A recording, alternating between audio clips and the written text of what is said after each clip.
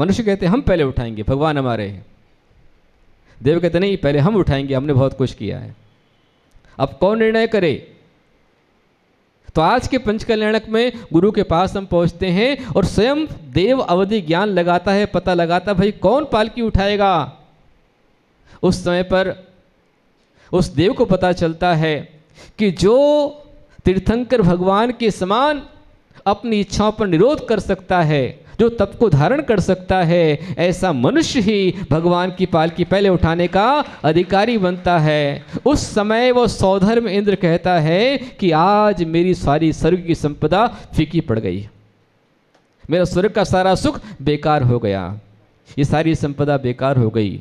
मैंने 6 महीने पहले माँ भगवान के घरों में आने के 6 महीने पहले रत्नों की वृष्टि की, जन्म कल्याणक होने के पहले फिर 9 महीने रत्नों की वृष्टि की, पूरे 15 महीने रत्न बरसाए, और जब तक भगवान संसार में रहे हर दिन हर पल नए नए कपड़े, भोजन, पानी, आभूषण सब कुछ भगवान को लाता रहा, देता रहा, भक्ति करता रहा, और तो भी आज मैं हार गया। उस समय देवराज इंद्र कहता है कि मुझे काश कोई मेरी सारी स्वर्ग की संपदा ले ले, सब कुछ ले ले, और कुछ पल के लिए मुझे मनुष्य पद दे दे, ये तप साधना की शक्ति मुझे दे दे। बलशाली देव भी तप को धारण नहीं कर पाते हैं, इसलिए मैंने लिखा है कि देवों को हर पल लुभाता है तप, नरक के दुखों से बचाता है तप, त्रियंच के दुखों से बचाता है तप, देवों को हर पल लुभाता है तप, देवों को हर पल लुभाता है तप, और आत्मा को ईश्वर बनाता है तप, आत्मा को ईश्वर बनाता है तप। तप के लिए आपका अनुमोदन बराबर नहीं है। आज जिनके 7 उपवास हैं, जिनके 10 उपवास हैं, बहुत बड़ा फल पाएंगे वो लोग। और कहाँ नहीं होता है तप? नरक में नहीं होता किंचित भी तप, नरक में नहीं होता किंचित भी तप, और देवों को दुर्लभ असंभव है तप, देवों को दुर्लभ असंभव है तप। पशुओं में खोजो, पशुओं में खोजो, मिलेगा कुछ तप, वहाँ पर देश संयम शुरू हो जाता है, लेकिन 12 तप नहीं है। इसलिए मैंने लिखा है पशुओं में खोजो मिलेगा न तप, और आत्मा को ईश्वर बनाता है तप, आत्मा को ईश्वर बनाता है तप। कविता का अंतिम बंद है, कर्मों के बंध छुड़ाता है तप, कर्मों के बंधन से छुड़ाता है तप, और उत्तम स्वर्गों में पहुंचाता है तप, उत्तम स्वर्गों में पहुंचाता है तप। तीर्थेश आदि बनाता है तप, जो तप करते हैं वो ही नारायण, चक्रवर्ती, बलभद्र, तीर्थंकर आदि बनते हैं। इसमें लिखा है कि तीर्थेश आदि बनाता है तप, कर्मों के बंध से छुड़ाता है तप, उत्तम स्वर्गों में पहुंचाता है तप, तीर्थंकर आदि बनाता है तप, और आत्मा को ईश्वर बनाता है तप, आत्मा को ईश्वर बनाता है तप। तो ऐसा तप हमारे जीवन में अवश्य आना चाहिए।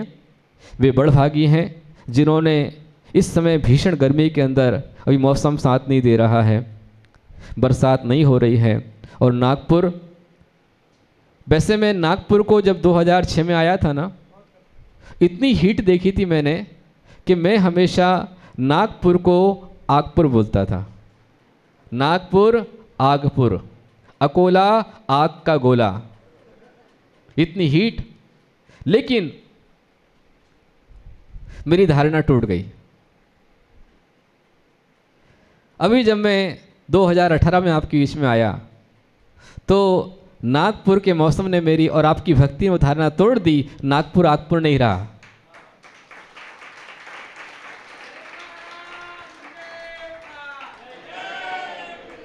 यहाँ नागपुर में जैसे प्रवेश हुआ तो ऊपर से इंद्रों ने बरसात की और नीचे से भक्तों ने भक्ति की बरसात की और भक्ति का संगम हुआ।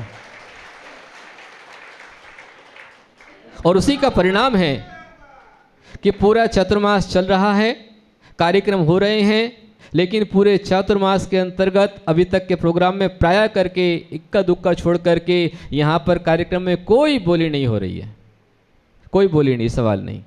और बिना बोली के मात्र कहा जाता है कि ये पद है और इसकी ये स्वीकृत राशि है, और तुरंत आपके हाथ खड़े हो जाते हैं और सारा काम हो जाता है। ये आपकी भक्ति है, श्रद्धा है।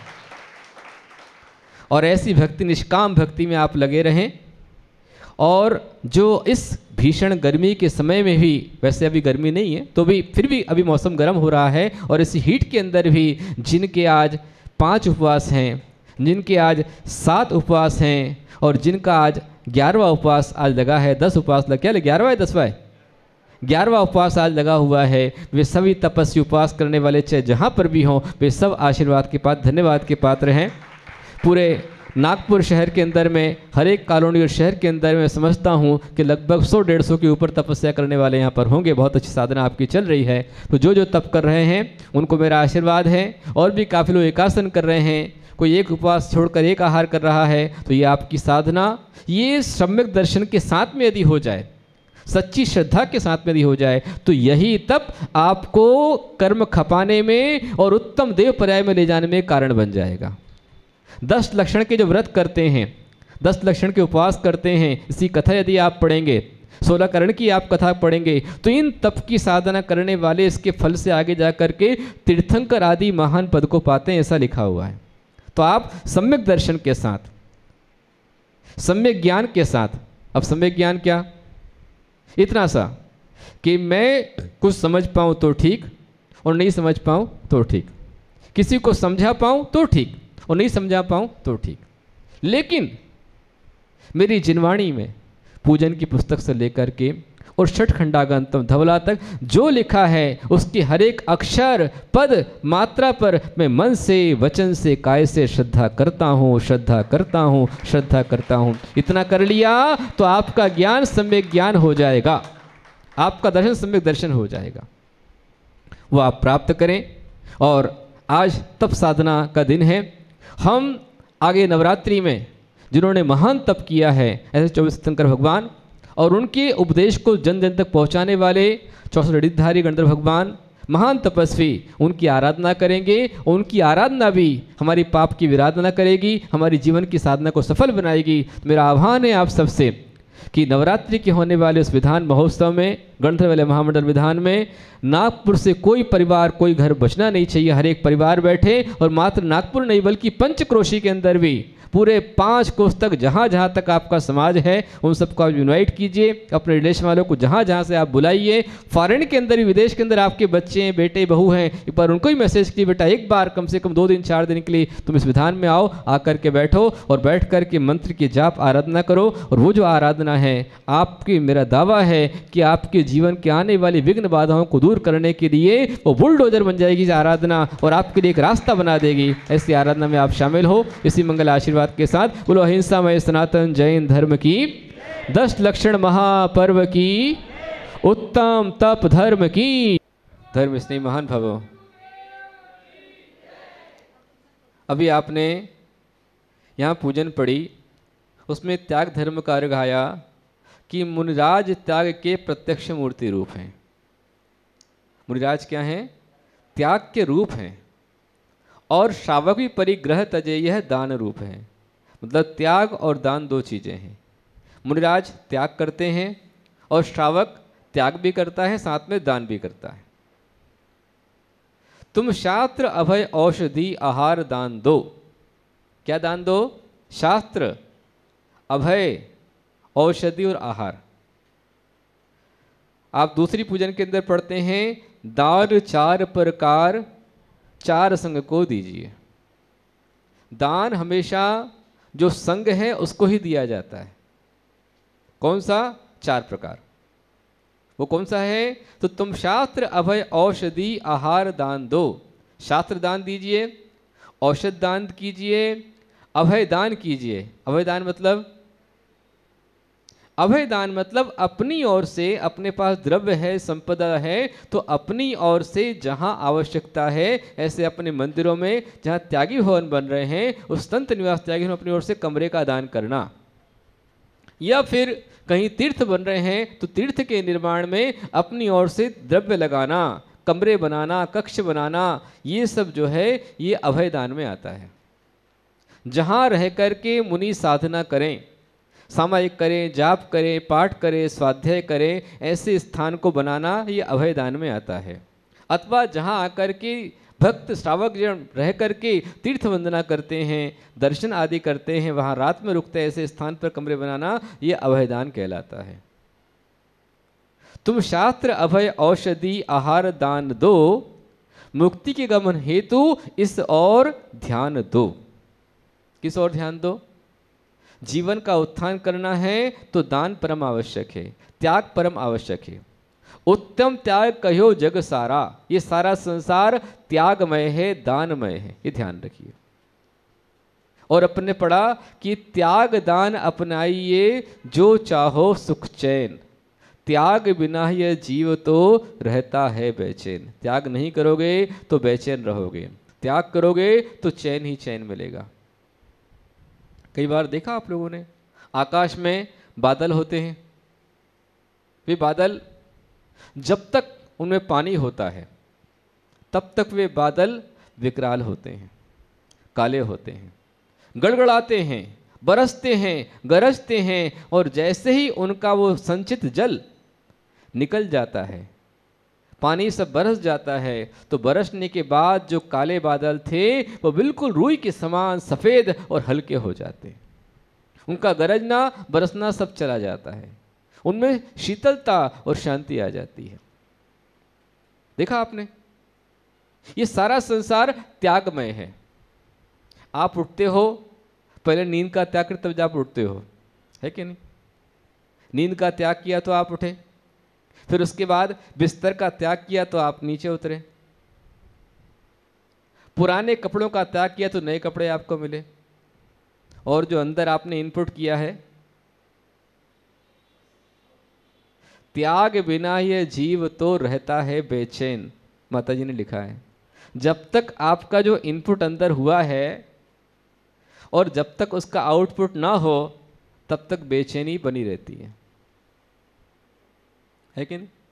गाड़ी चलती है, बसें जाती हैं तीर्थ यात्रा के लिए, और जैसे ही बस रुकी, रुकते के साथ में महिलाएं हो पुरुष पहले स्थान ढूंढते हुए, निहार की जगह कहाँ पर है, बेचैनी बढ़ जाती है। और ये छूट गया, निकल गया, रिलैक्स।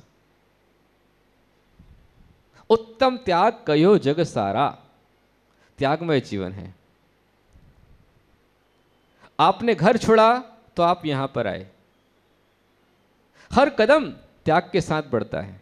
पिछला कदम छोड़ते तो अगला कदम बढ़ता है, और पिछला पकड़ के बैठ के मैं नहीं छोड़ूंगा तो आगे बढ़ पाएंगे नहीं। इस संसार में जो कुछ मिलेगा त्याग से मिलेगा।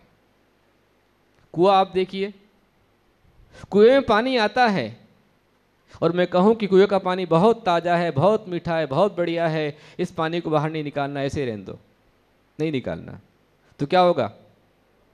पानी नहीं निकालोगे तो पहली बात, नया पानी नहीं निकल रहा है, इसलिए पुराना पानी नहीं निकल, नया पानी भी नहीं आएगा। पुराना पानी नहीं निकलेगा तो नया पानी नहीं आएगा, और जो पानी पड़ा हुआ है वो पड़ा पड़ा सड़ जाएगा, सड़ करके सूख जाएगा, कुआं खत्म हो जाएगा।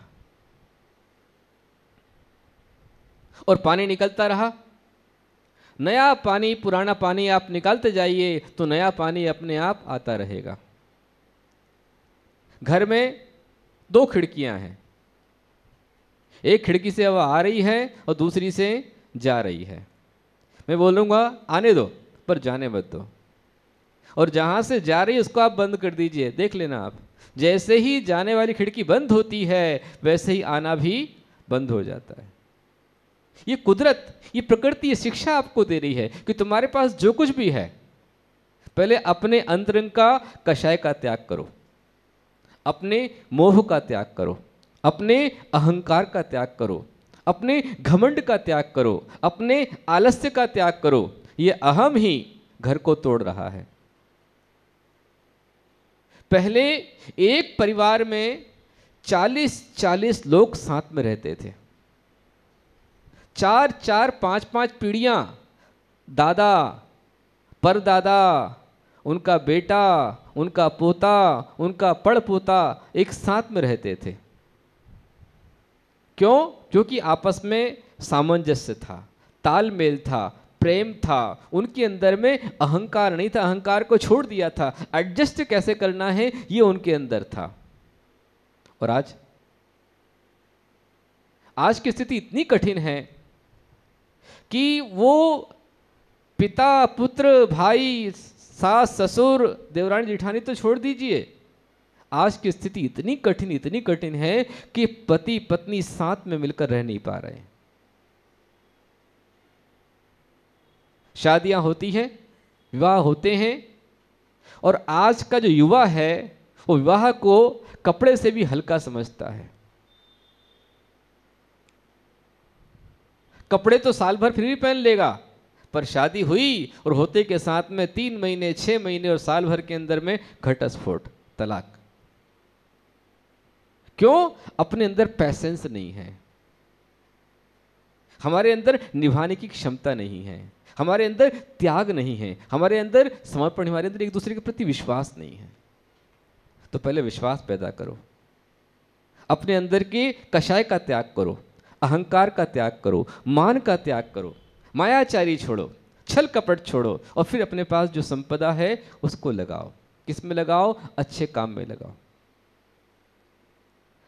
दान 4 प्रकार 4 संग को दीजिए, धन बिजली उनहार नरभव लाहो लीजिए। ये धन कैसा है? ये धन बिल्कुल बिजली के समान है।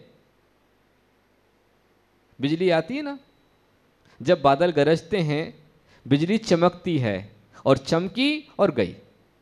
ऐसे ही धन कैसा है? बिजली के समान है, आया और कब चला जाए पता नहीं।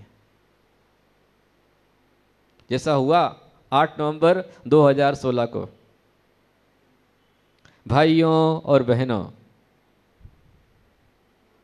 अब रात को 12 बजे से तुम्हारे पास जितने जितने 1000 के नोट हैं वो अब कागज के अलावा कुछ भी नहीं है।